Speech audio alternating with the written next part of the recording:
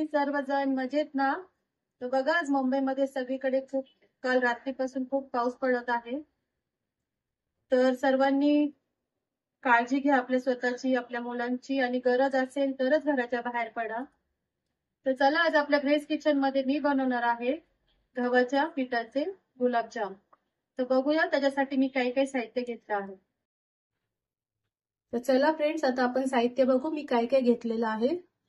तर आपल्या जे मी बोलले तुम्हाला की मी गव्हाच्या पिठाचे तुम्हाला गुलाबजाम बनवून दाखवणार आहे. इथे मी कुठे मैदा वापरलेला नाहीये. तर बघा मी 1 वाटी इकडे गव्हाचं पीठ घेतलेलं आहे, बघू शकता तुम्ही. हे मिल्क पावडर घेतलेलं आहे अर्धी वाटी. दूध घेतलेलं आहे आपल्याला मळण्यासाठी, त्याच्यात टाकून आपल्याला मळायचं आहे ते. अर्धा चमचा मी इथे खाण्याचा सोडा घेतलेला, खायचा सोडा.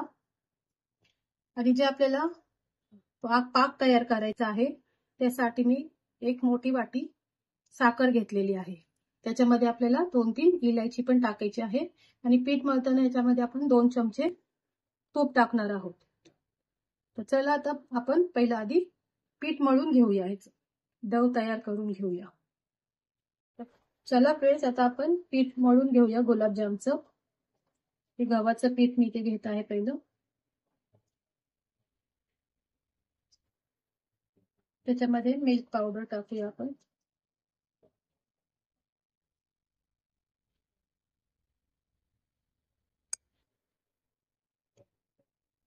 खाण्याचा सोडा अर्धा चम्मच जो घेतलेला आहे.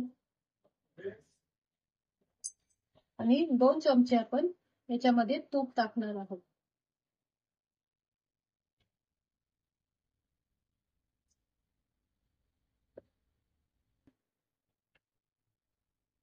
बघू शकता तुम्ही हे. तर आता आपण हे एकदम मिक्स करून घेऊया चांगल्या प्रकारे.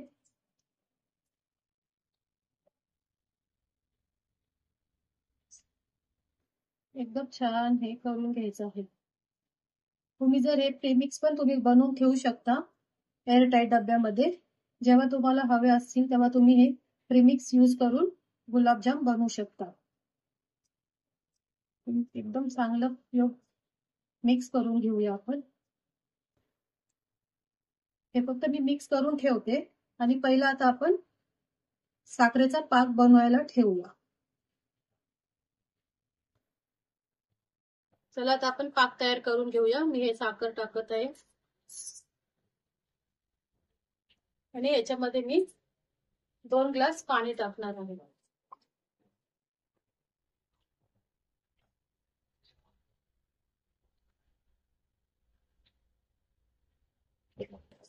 बघू शकता तुम्ही. अजून थोडं पाणी मी टाकते, म्हणजे 2.5 ग्लास पाणी मी टाकलेलं आहे.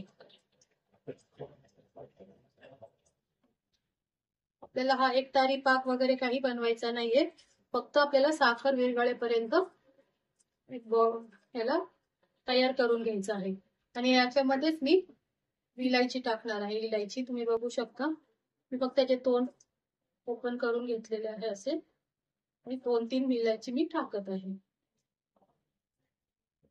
आता आपला पाक तयार होईपर्यंत मी गुलाबजामचे प्रेमिक्स तयार करून घेतलेले आहे ते पण मळून घेऊया दूध टाकून. चला आता आपण हे पीठ मळून घेऊया. हे 1 कप मी दूध घेतलेलं आहे. आपल्याला हवं तसं आपण टाकू दूध. एकदम टाकायचं नाहीये आपल्याला दूध, थोडं थोडंच घालायचं दूध आपल्याला याच्यामध्ये. आणि छान मऊ पीठ आपण मळून घेऊया.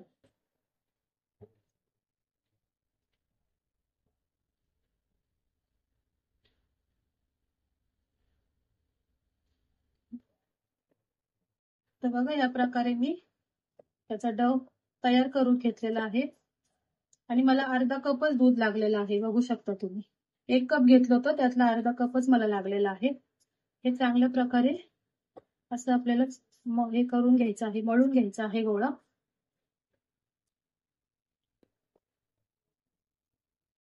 बघा फ्रेंड्स, आपलं साखर पूर्ण विरघळली आहे. आता फक्त याला अजून मी 4 ते 5 मिनिट असंच बॉईल होऊन देणार आहे आणि मग गॅस बंद करणार आहे. आपलं पाक तयार आहे. चला, आता जे आपण डव तयार करून घेतलेला आहे पिठाचा गोळा, त्याचे मी आता छोटे छोटे गुलाबजाम बनवून घेते आहे आणि मग मी फ्राय करणार आहे. त्याच्यासाठी मी तेल पण गरम करायला ठेवलेलं आहे. तर मी हे पूर्ण गोळे बनवून घेते आणि मग तुम्हाला दाखवते फ्राय करताना. चला फ्रेंड्स, आता आपण तेल गरम झालेलं आहे आणि मीडियम गॅसवरच आपल्याला हे तळून घ्यायचे आहेत गुलाबजाम, नाही तर मग जळून जातात ते लगेच. तर आपण आता तेलामध्ये सोडूया.